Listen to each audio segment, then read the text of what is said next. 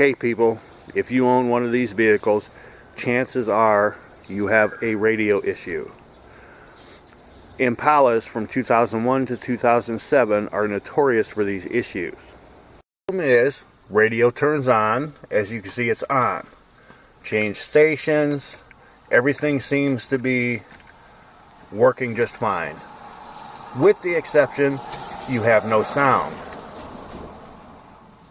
People think the radio quit, as I did.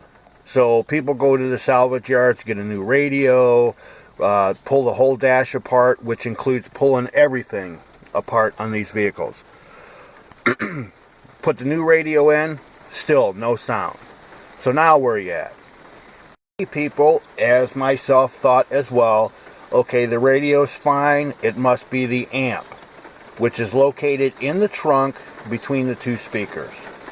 So they go again to the salvage yard, get a new amp, replace it, and find out they still have no sound. And if you're having this issue, you will also notice that when your keys are in the ignition and the driver's door is open, you no longer hear the chimes either, because they come through the speakers. Some people I spoke to thought all the speakers were blown in the car. My question was, how do all speakers in the car blow at the same time? I didn't think that was possible, so I did a little research. A lot of research online, and I saw diagrams to bypass the amp, which is what you're looking at here, which is located in your trunk between both rear speakers, just under the deck lid, as you can see where I'm laying. I didn't want to cut all these wires here, bypass the input to the output so my speakers would work. The speakers would work, but at a lower sound, less quality, your tweeters won't work, your music's gonna sound like crap. So rather than doing that, I did something else. Much research like I did the other night, you will read about a wiring harness problem in the rear seat. And if you're experiencing water pooling up or the carpet being wet in the back seat, this is going to be your issue as well. So, before tearing the interior apart on this vehicle, I decided to do a quick test. I decided if it is a power feed issue to the amplifier, let me resupply the power to the amplifier to see if that's it. If that is it, then maybe I'll pull the interior out. To find out if you have this problem, do a quick test, and this took me less than 10 minutes this afternoon, is go into your trunk, pull this clip off here. Just squeeze, wiggle, and pull off. It's that easy. You will notice, if you turn this around, there are two orange wires right here. Strip back the insulation, as you see I did here, and then run a new contact feed from these two wires up to your positive post on your battery. Turn the ignition on, turn the radio on, and you will notice your speakers will come alive if this is your issue. Discovered this was my issue. I simply just replugged this in. As you notice, I cut no wires, so there was no wires to replace. I simply rewrapped the original tape around the wires. Not that they're going to touch anything, but we want to make sure everything's covered up and like it's supposed to be. The next thing you do is almost just as simple. With power getting to your amp and not turning on, meaning you're getting no sound from your speakers, is located right here in the back seat, just behind the driver's or the passenger front seat. I was no fan of tearing apart the interior of the car to replace a simple wire.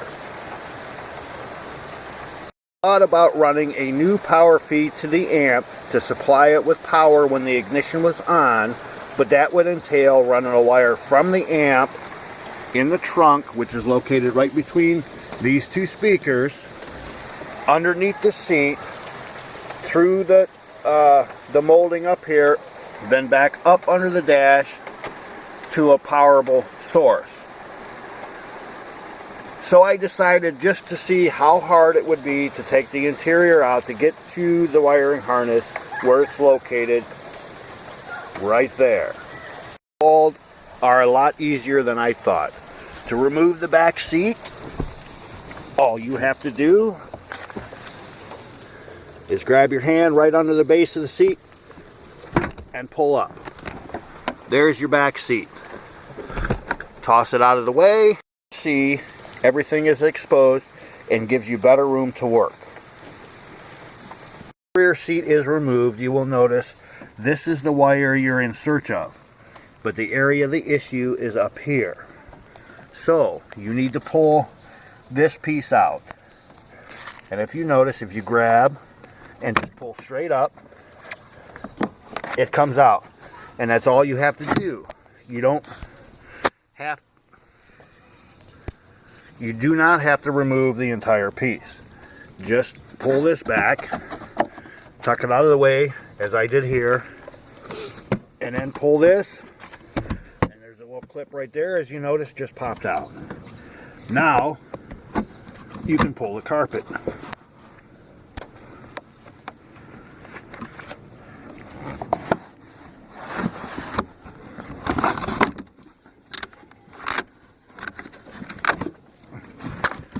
And right there is the site of our problem. You will see that the carpet is out of the way, and here's your wiring harness. Now, I'm not going to open it back up because I've already sealed it already up. I made my repair. You're going to find your issue right about here. You're going to cut the wire, and you're going to need about a 6 to 7 inch piece of wire. I recommend 14 gauge. You just pull this apart. The wiring harness will come right out of here. You'll notice one thick orange wire running up this way, and then right about here you're going to see a clip. It's going to be all green and stuff, and then 2 orange wires come out of it and run back to your trunk, and that's what powers your amp. The 2 wires are buried about in the middle of the wiring harness. Once the repair is made, tape the wiring harness back up, shove it back into this nice little casing, slide it right back into place. Once that's done, all you do is crawl back out of the car, fold your carpet back into place, pull this up, tuck everything in, smack that snaps right back into place. Lift this up, snapped right back into place. See how easy that was? I thought it was going to be a big pain in the ass, but it wasn't. When you put your back seat back into place, make sure you pull up your seat belts so they slide right into those grooves. Slide the seat back into place and simply smack down on each end. Now it's reattached just like it was before you took it out in the first place. Tire problem with no sound and a wet back floor in your Impala, and from what I've read online, Malibus and similar cars, is caused by an issue right here. If at the factory they would have applied this weather strip in the proper way, none of us would have had problems with the radio. What you need to do is remove this right here. It's a simple removal process. It's that little screw, that little clip, and that little clip right there. That is all there is to remove that. Have that piece removed, this is what you are going to see. Except this filter is not going to be this white and this clean. While you have this open, I suggest going and getting a new filter because it's going to be extremely dirty, and right around here you're going to have a lot of mold. Not very healthy. The water leaks into here, the blower motor, and it gets onto the driver's side or the passenger side floor and seeps back to the rear seat where it puddles. The issue is, I can't take it off right now and show you how it was, but once you take this panel off, you're going to notice this strip right here is going to be hanging from about here down. This is where your water's coming in, right here. It leaks down, leaks into there, gets into the interior, and after a couple of years, it's going to corrode that connection for your amp, and then your radio is not working anymore. What I did is I just pulled this off, completely off. It just pulls off very easily. I went up and with some clear silicone, I was silicone the sleeve that goes over the body panel here. Put it back on. Now it's nice and secure. The seal is still in good shape, so there's not going to be an issue. I also replaced the filter, put that in there, and put everything back together.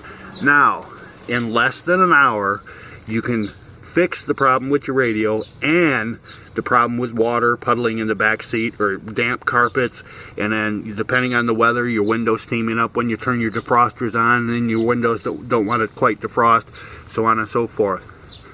So an easy fix to two major issues with this type of vehicle, fixed in less than an hour. Thank you for watching. Hope this helped you guys out. Final note, once your cowl is back in place, be sure to pull this strip up so this rests under this. Re-put this back on. It's very simple. It slides on, slides off. You know, wax on, wax off. Karate Kid, right? Just this is your windshield washer tube. Snap that back into place. Make sure it's under the weather strip here. Then simply put your plugs back in. Like I said, everything snaps in, snaps out. Wash on, wash off. And the only one that's not a clip is this one here. It's a little screw, a little flathead screwdriver if it doesn't come off, but finger tight, finger loose. Works just fine.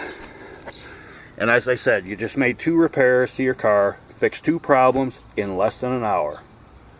Thanks again for watching. Hope this helped you guys.